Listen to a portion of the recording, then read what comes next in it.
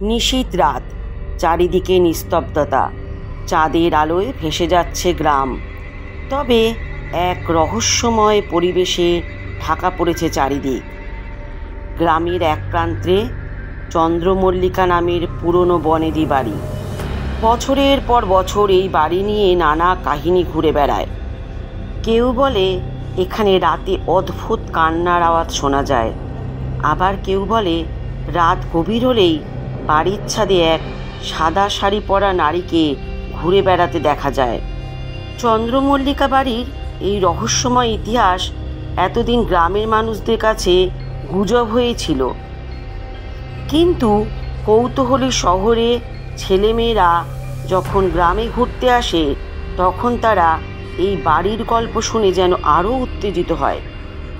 অদ্ভুত কিছু খুঁজে পাওয়ার নেশায় তারা একদিন বাড়ির ভেতরে ঢোকার সিদ্ধান্ত নেয়। শহর থেকে আসা ত্রয়ী, রুদ্র, শিলা আর মিতুল, তারা তিনজনেই রহস্য ভালোবাসে। চন্দ্রমল্লিকার গল্প শুনে তারা রাতে বাড়ির ভেতরে ঢোকার সাহস করে। এক অমাবস্যার রাতে হাতে টর্চ আর মোবাইলের আলো নিয়ে তারা চন্দ্রমল্লিকার দিকে পা বাড়ায়। বাড়ির সামনে এসে তাদের সবার মনে এক অদ্ভুত অনুভূতি হতে থাকে। বাড়িটি অন্ধকারে ছায়ার মতো দাঁড়িয়ে আছে। প্রবেশপথে বড় একটি লোহার গেট, যা মরিচায় ঢেকে গেছে। গেট খুলতেই এক অদ্ভুত কর্কর শব্দ হয়, যেন কয়েক দশকের নীরবতা ভেঙে গেল। বাড়ির ভেতরে প্রবেশ করতেই চারপাশে ধুলো আর জালের স্তর। দেয়ালের গায়ে মলিন রং, অনেক জায়গায় আবার খসেও পড়েছে। পায়ের তলায় ভাঙা টালি আর কাঠের শব্দ শোনা যাচ্ছে। ঘরের মেঝেতে ছড়িয়ে ছিটিয়ে থাকা পুরনো আসবাবপত্র আর রক্তাক্ত ছোপ দেখে তাদের গা শিউরে ওঠে। শিলা বলে উঠল, এখানে কি কোনো অপরাধ হয়েছে? রুদ্র হেসে বলে, আরে গল্প তো গল্পই হয় না, ভয় পাস না। তবে তার বলার মধ্যেও তার গলায় এক ধরনের অস্বস্তি স্পষ্ট হয়। তারা একটি ঘরে ঢোকে। ঘরটির এক পাশে একটি বড় আয়না, কিন্তু সেই আয়না যেন জীবন্ত। তাদের নিজেদের প্রতিবিম্ব ছাড়া অন্য কিছু যেন ম্লান হয়ে দেখা যাচ্ছে। হঠাৎ মিতুল বলে, দেখেছো, আয়নায় একজন নারী দাঁড়িয়ে আছে।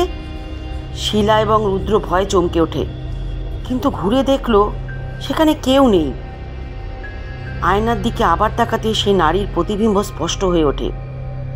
সাদা শাড়ি, লম্বা চুল আর রক্তমাখা চোখ। হঠাৎ আয়নায় নারীর মুখটি হাসতে শুরু করে। রুদ্র তাড়াতাড়ি আয়নাটি সরিয়ে দেয়, কিন্তু তখন তারা ঘরের ভেতরে এক অদ্ভুত আওয়াজ শুনতে পায়, যেন কেউ ফিসফিস করে বলছে, চলে যাও, চলে যাও, না হলে তোমরা আর ফিরে যেতে পারবে না। তারা দ্রুত ঘর থেকে বেরিয়ে আরও গভীরে যায়। বাড়ির ভেতরে একটি পুরনো আলমারি খুঁজে পায়। আলমারি খুলতেই সেখানে কিছু নথিপত্র মেলে। নথিগুলো থেকে তারা জানতে পারে বাড়িটির মালিক একসময় জমিদার ছিলেন। জমিদারের একমাত্র মেয়ে মল্লিকা অল্প বয়সে অদ্ভুতভাবে নিখোঁজ হয়ে যায়। কেউ বলে তাকে হত্যা করা হয়েছিল, আবার কেউ বলে সে আত্মহত্যা করেছিল, কিন্তু এর কোনো সঠিক প্রমাণ এখনো মেলেনি। নথি পড়তে পড়তে তারা হঠাৎ পায়ের কাছে একটা ভারী আওয়াজ শুনতে পায়।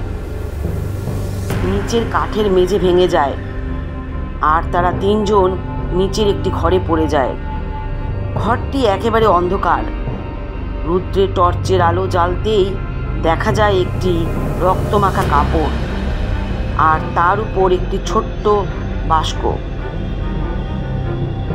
বাক্সটি খুলতেই তারা দেখে সেখানে কিছু পুরনো ছবি আর একটি চিঠি।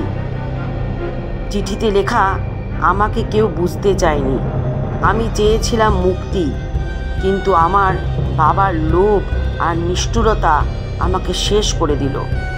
আমি এখানে বন্দি, কেউ আমাকে সাহায্য করতে পারবে না।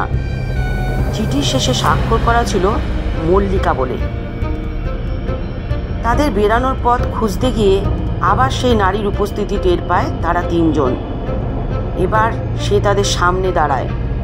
সাদা শাড়ি পরা, চোখ থেকে রক্ত ঝরছে, নারীর ঠোঁট নড়ছে, কিন্তু কোনো শব্দ হচ্ছে না। হঠাৎ পুরো ঘরটি কেঁপে উঠল। শিলার চিৎকারে অন্য দুজনের জ্ঞান ফেরে।